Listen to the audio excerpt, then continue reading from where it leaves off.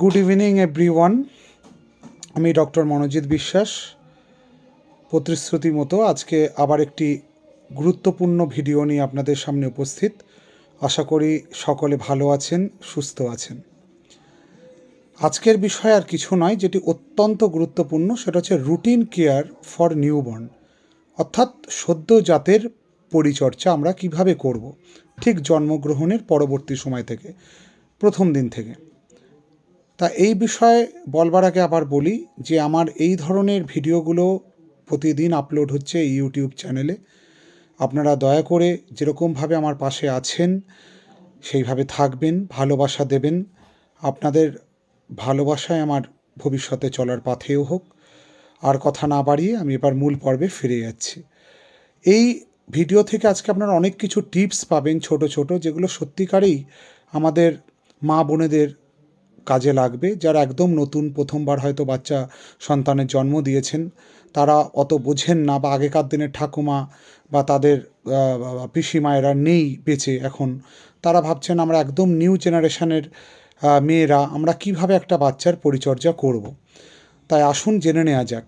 প্রথম কথা হচ্ছে, জন্ম যখন হলো তার থেকে 6 মাস পর্যন্ত শুধুমাত্র মাতৃদুগ্ধ খাবেন, এক ফোঁটা বাইরের জলও নয়।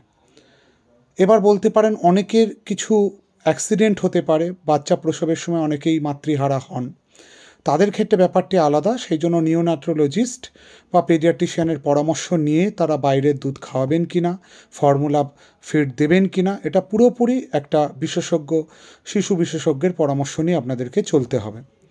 কিন্তু এরকম একটা রেয়ার কেস না হলে আমরা, এটা কাঙ্ক্ষিতও নয় যে কোনো বাচ্চা মাতৃহারা হোক, এটা আমি কখনোই চাই না। ঈশ্বর সেরকম দিন যেন না আনেন। তো আসা যাক এবার এক্সক্লুসিভ ব্রেস্ট ফিডিং, সম্পূর্ণ বুকের দুধ খাবে বাচ্চা 6 মাস বয়স পর্যন্ত, এক ফোঁটা বাইরের জল নয়, কোনো ফর্মুলা ফিড নয়। কিন্তু আমার অনেক বোনেরা আছেন, তারা বলেন যে আমার ঠিক বাচ্চার খেয়ে মনে হয় পেট ভরছে না, আমার মিল্কও ঠিকঠাক তৈরি হচ্ছে না। তাদের উদ্দেশ্যে বলবো, ব্যাক মেসেজ বলে একটা পদ্ধতি আছে, আমি পরের ভিডিওয়ে দেখিয়ে দেবো কিভাবে ব্যাক মেসেজ করলে আপনার এই মিল্ক সিক্রেশনটাকে সাহায্য করে। জাস্ট একটা ছোট্ট মেসেজ। তাছাড়াও আপনার বাচ্চা যদি বারবার দুধ দেন সঠিক পদ্ধতিতে, এবার সঠিক পদ্ধতিটা কি করে বুঝবেন যে আপনার বাচ্চাকে আপনি সঠিকভাবে পজিশান করিয়ে দুধ খাওয়াচ্ছেন, তার কতগুলো পদক্ষেপ আছে। প্রথমত, বাচ্চাকে আপনার হাতের উপর সুন্দরভাবে রাখতে হবে, ভরসা করে একটা হাতের উপর তার মাথাটাকে রেখে আপনার ব্রেস্টের কাছে নিয়ে যেতে হবে। নিয়ে গিয়ে বাচ্চার মুখ যেন আপনার দিকে থাকে, আপনার চোখ আর বাচ্চার চোখ একদিকে থাকে। বাচ্চা সঠিকভাবে নিপিল ধরতে পেরেছে কখন বুঝবেন, যখন বাচ্চার নিচের ঠোঁটটি নিপিল দেখা যাবে কিন্তু উপরের ঠোঁটটি দেখা যাবে না, এবং বাচ্চা যে নিপিলের সাথে অ্যারিওলা থাকে, তার মানে নিপিল তার চারিদিকে যে কালো অংশটা, সেইটার অধিকাংশটা মুখের ভেতরে ঢুকে যাবে। এবং সেই সাথে সাথে বাচ্চা যখন দুধ খাবে, খেতে খেতে কিন্তু এরকম খেয়েই যাবে না, সে কিন্তু মাঝে মাঝে থামবে, সে কিন্তু ওই দুধটাকে গিলবে। সেইটা যদি মা লক্ষ্য করেন যে খেতে খেতে মাঝে থেমে যাচ্ছে এবং দুধটাকে গিলছে, তবে বুঝবেন বাচ্চার মুখে দুধ যাচ্ছে এবং সেই দুধটাকে সে খাচ্ছে। এটা ফলস নয় যে বাচ্চার পেট ভরছে না। আরেকটা কি হলে বুঝবেন যে বাচ্চা যথেষ্ট দুধ খাচ্ছে, দিনে যদি 6 থেকে 7 বারের বেশি প্রস্রাব বা ইউরিন করে বাচ্চা, তাহলে বুঝবেন যে তার দুধে পেট ভরছে। যদি 6 বা 7 বারের কম হয়, তাহলে বুঝতে হবে যে তার সেই দুধ খাওয়ানোটা যথেষ্ট হচ্ছে না বা কোথাও একটা ভুল হচ্ছে। সেক্ষেত্রে আপনার ডাক্তারের পরামর্শ নিতে হবে। তার কথা মোতাবেক আমি বললাম এই ব্যাক মেসেজ এবং আরও কিছু পদ্ধতি আছে। বাচ্চা বারবার দুধ টানতে টানতে এমনি দুধ একটা সময় তৈরি হয়ে যাবে। তারপরেও যদি না হয়, সেক্ষেত্রে আপনাকে ফর্মুলা ফিডের জন্য ডাক্তারবাবুরা আপনার সিচুয়েশান দেখে পরামর্শ দেবেন, কিন্তু সেটা প্রথম অপশান নয়, সেটা সবার শেষ অপশান। এবার আসা যাক যে আমি বাচ্চাকে কখন স্নান করাবো, এইটা একটা প্রশ্ন সমস্ত মায়েদের মধ্যে থাকে এবং অনেক ভ্রান্ত ধারণা থাকে। দেখুন, আপনার নাভিটা যখন ড্রাই বা পুরো শুকনো হয়ে যাবে, এটা হতে মোটামুটি 7 থেকে 10 দিন সময় লাগে, তারপরেই কিন্তু আপনি বাচ্চাকে স্নান করাতে পারেন। কারোর ক্ষেত্রে 7 দিনে শুকনো হবে পুরোপুরি, কারোর ক্ষেত্রে 10 দিনে। এর আগে কখনোই কোনোভাবে স্নান করানো যাবে না, সেক্ষেত্রে বাচ্চার জীবনের ঝুঁকি বেড়ে যাবে। এবার আসি যে বাচ্চার ড্রাই হয়ে গেল নাভিটা, এবার অনেকে বলতে পারে নাভির চারিদিকে লাল আছে বা এরকম যদি কিছু থাকে, সেক্ষেত্রে আপনারা ডাক্তারের পরামর্শ নেবেন। সেটা কিন্তু বাচ্চার জন্য একটা ডেঞ্জার সাইন বা মারাত্মক সাইন, বা এর জন্য হসপিটালে ভর্তিও হতে পারে। কিন্তু যদি নর্মালি শুকিয়ে যায় বা শুকনো থাকে, সেক্ষেত্রে আমার ব্যক্তিগত মতামতে বা ওপিনিয়নে টিব্যাক্ট বলে একটি মলম পাওয়া যায়। সেই মলমটি দিনে 3বার করে ওখানে হাত সাবান দিয়ে ধুয়ে নখ কেটে উপযুক্ত প্রিকশন নিয়ে আপনি লাগাতে পারেন, সেক্ষেত্রে বাচ্চার ভালো হয়। এইবার প্রশ্ন হবে যে স্নান আমি করালাম, কিন্তু আমি কিভাবে স্নানটা করাবো? স্নানটা করাতে হবে স্পঞ্জিংয়ের মাধ্যমে। স্পঞ্জিং জিনিসটা কি? আপনি একটা জল গরম করে যে ঈষৎ উষ্ণ হবে, যেটা আপনার ত্বকে সহ্য হবে, আগে নিজের ত্বকে দিয়ে দেখবেন যে জলটা খুব গরম যেন না হয়। সেই জলে একটা বাড়িতে সুতির কাপড় থাকে, সেইটাকে ভালো করে ভিজিয়ে কিছুক্ষণ রেখে নিংড়ে নিতে হবে। ভালো করে জলটা নিংড়ে বের হয়ে গেলে তারপরে যখন ওইটা মোটামুটি একটু শুকিয়ে এলো, তারপরে সেইটা দিয়ে বাচ্চাকে আস্তে আস্তে মুছতে হবে, পুরো গাটা স্পঞ্জ করে দিতে হবে। মনে রাখতে হবে মাথা থেকে কিন্তু সদ্যোজাত বাচ্চার সবথেকে বেশি তাপ নষ্ট হয় এবং বাচ্চা ঠান্ডা হয়ে যায় বা হাইপোথার্মিয়া বলে রোগ হতে পারে। তাই মাথাটা যেন সবসময় ঢাকা থাকে। এইটা অনেক ডাক্তারই বলেন, অনেকে বলেন না, সেটা আমি বলে দিলাম। স্পঞ্জিংয়ের পরে একটা ব্যাপার আছে, আমি বাচ্চাকে কিভাবে র্যাপ করব। র্যাপ মানে কি করে মুড়ে রাখবো। দেখুন, বেশি যদি আপনি টাইট করে মোড়েন তাহলেও সমস্যা, অনেকগুলো কাপড় দিয়ে যদি মোড়েন তাহলেও সমস্যা। এবার জেনে নেওয়া যাক সমস্যাগুলো কীরকম হতে পারে। ধরুন আপনি বেশি টাইট করে মুড়েছেন, তাহলে তার ভিতরে বাচ্চা মুভ করতে পারবে না, মানে নড়াচড়া করতে পারবে না। সেক্ষেত্রে বাচ্চার গ্রোথ বা বৃদ্ধি ব্যাহত হবে। এবার আসি, দুটোর জায়গায় 3টে কাপড় দিয়ে রেখেছেন, তাহলে কি হবে? অতিরিক্ত কাপড় দিলে বাচ্চা ঘেমে যাবে, সেটা শীতকালেও, কিন্তু গরমকালে তো আরও বেশি হবে। এবং ঘেমে গেলে বাচ্চা ডিহাইড্রেশন অর্থাৎ জল তার শরীর থেকে ক্ষয় হবে। এরপরে কি হবে? বাচ্চার দেখবেন শরীরের রঙটা চেঞ্জ হয়ে যাচ্ছে এবং হতে হতে হলুদ হয়ে যাচ্ছে, তার মানে বাচ্চার জন্ডিস পর্যন্ত হতে পারে এবং জ্বর বা ইনফেকশান হতে পারে। তাহলে বুঝতেই পারছেন এটা কতটা মারাত্মক হতে পারে যদি আপনি বেশি কাপড় জড়ান। তাহলে কি সূত্র আছে? দেখুন, আমি বলেছি আমার ভিডিওতে টিপস থাকবেই।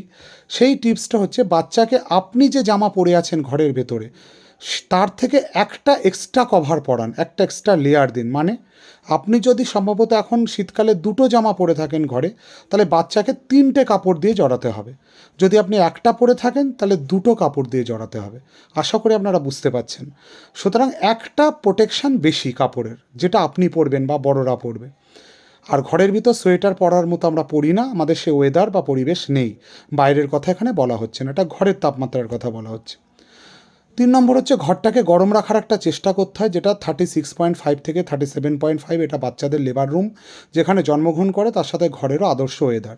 এর জন্য আগে অনেকে 200 ওয়াটের বাল্ব এইসব জ্বালাতেন, সেটা আপনারা করতেই পারেন ঘরোয়া পদ্ধতি হিসাবে। এবার আসি, বাচ্চার কি তেল দিয়ে আমি স্নান করাবো। তেলটা কি হতে হবে? সরিষার তেল বাদে যে কোনো তেল দিয়ে আপনি বাচ্চাকে স্নান করাতে পারেন। এখানেও টিপস, সরিষার তেল দিলে কিন্তু বাচ্চার র্যাশ হবে, ইনফেকশান হবে, এটা একদম করা যাবে না। তাহলে কবে আমি তেল মাখাবো? যবে স্নান করাবো, তার মানে 7 থেকে 10 দিন, যখন নাভি পুরোপুরি শুকিয়ে যাবে, কোনো ইনফেকশান থাকবে না, তখন আমি, যদি আমার ব্যক্তিগত ওপিনিয়ন নেন, আমি বলবো এক্সট্রা ভার্জিন অলিভ অয়েল, এটা সব থেকে ভালো, এটা মাখানো যেতেই পারে। এবার অনেকে বলবেন শুধু গায়ে মাখাবো না মাথায় মাখাবো। আমি বলবো গা সহ পুরো মাথায় মাখাতে হবে। এখানে একটা বিশেষ সতর্কীকরণ আছে, কোনো পাউডার হোক, ক্রিম হোক, তেল হোক, যাই বাচ্চাকে মাখাবেন, বাচ্চার স্কিন কতটা সেনসিটিভ আমরা জানি না। সেই জন্য কী করতে হবে, তার শরীরের একটা ছোট্ট জায়গা, যেরকম পিঠের পেছনে অথবা পায়ের কাছে একটা ছোট্ট জায়গায় সেই ক্রিম তেলটাকে প্রথম দিনে একটু লাগিয়ে রাখতে হবে। 24 ঘন্টা সময় দিতে হবে যে সেখানে লাল হয়ে যাচ্ছে কিনা বা কোনো র্যাশ হচ্ছে কিনা। যদি না হয়, তাহলে পরবর্তী দিনে সেই তেল, ক্রিম বা পাউডার সারা শরীরেই তাকে মাখিয়ে দিতে হবে, মাথা সহ। আশা করি আমি বোঝাতে পেরেছি। এইবার আমার প্রশ্ন হচ্ছে যে বাচ্চার যে দুধ খাচ্ছে, সেটা আমি বললাম 6 মাস অবধি পুরো মায়ের বুকের দুধ, সেই দুধে কিন্তু ভিটামিন কে আর ভিটামিন ডি থাকে না। এটা অনেকেই জানেন, অনেকেই জানেন না। মাতৃ দুধে কিন্তু এই দুটো ভিটামিন অভাব থাকে। সেই জন্য জন্মের সাথে সাথে ভিটামিন কে ইঞ্জেকশান আপনাকে নিতেই হবে বাচ্চাকে, এবং তার সাথে ভিটামিন D3, এটা সব দোকানে পাওয়া যায়, এইটাকে খাওয়াতে হবে। এবার আমরা বলি যারা প্রিম্যাচিওর বাচ্চা মানে 2.5 কেজির কম ওজনের বাচ্চাকে 1 বছর অবধি খাওয়াতে হবে, এবং যাদের 2.5 কেজির বেশি তাদের 6 মাস অবধি ন্যূনতম খাওয়াতে হবে। কিন্তু এই নিয়ে অনেক বিতর্ক আছে, অনেক ডাক্তারবাবু তার মত মতো এটা করে থাকেন, সেটা কিন্তু দিতে হবে। ভিটামিন D3 আর জন্মের সময় আপনার ভিটামিন K ইঞ্জেকশন এটা দিতেই হবে, কারণ এটা মাতৃদুগ্ধে থাকে না। এরপর আসবে ন্যাপি। ন্যাপি যত কম ব্যবহার করবেন ভালো। ওয়ার্কিং যদি বাবা মা হয় তাহলে তার ক্ষেত্রে এছাড়া উপায় থাকে না, কারণ ন্যাপি থেকে বারবার ন্যাপির র্যাশের সম্ভাবনা থাকে, এটা আরেকটা বিড়ম্বনার তৈরি করে। এইবার বাচ্চার স্টুল বা পায়খানা কতবার করবে?